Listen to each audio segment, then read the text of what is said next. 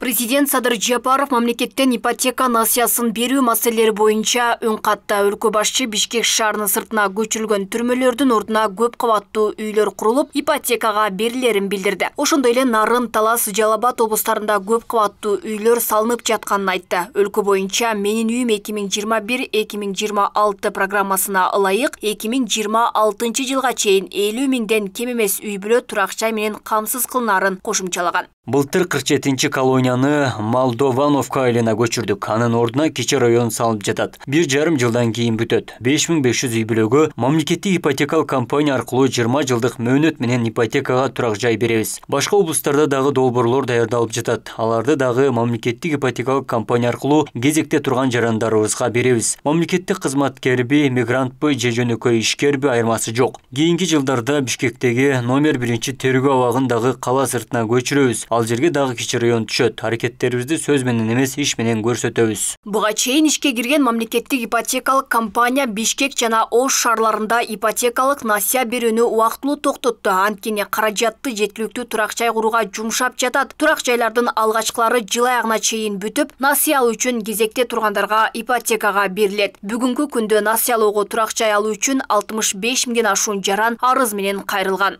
Ал эми 2023 жылы негизинен Кыргызстандын аймактарында, Бишкек, Ош шаарларынан башка аймактарда ипотекалык насыялар берилүүдө. Бүгүнкү күндө ошол 2-3 айдын ичинде 300дөн ашуун үй бүлө турак жайлуу болушту.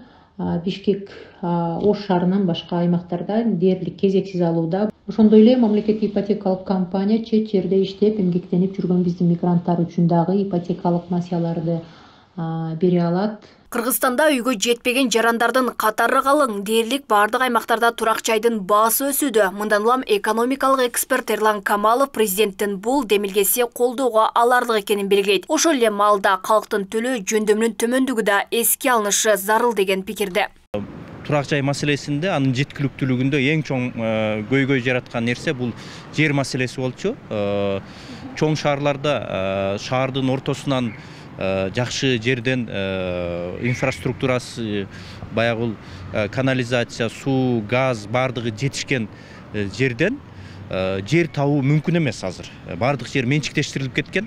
Ошондуктан ошол абалдан чыгуу максатында жанагы ар түрдүү түзөтүү колонияларынын, СИЗОнун сыртка чыгарылып, ошонун ордуна турак жай комплекстеринин түшүп аткандыгы бул аябай колдоого ала турган нерсе. Себеби биринчи кезекте турак жайдын баасын кымбаттатып аткан эң негизги себеп бул фактор бул жердин баасы болуп келген да. Менин үйүм 2021-2026 мамлекеттик турак жай программасы 2021 жылдын 16 сентябрында ишке кирген. Бул аралыкта 2,5 миңден ашуун үй бүлөгө 6,2 миллиард сомдук ипотекалык насыя берилген. Мамлекеттик ипотекалык компания 2015 жылы элдин турак жай алуу мүмкүнчүлүгүн жогорулатуу максатында түзүлгөн болчу.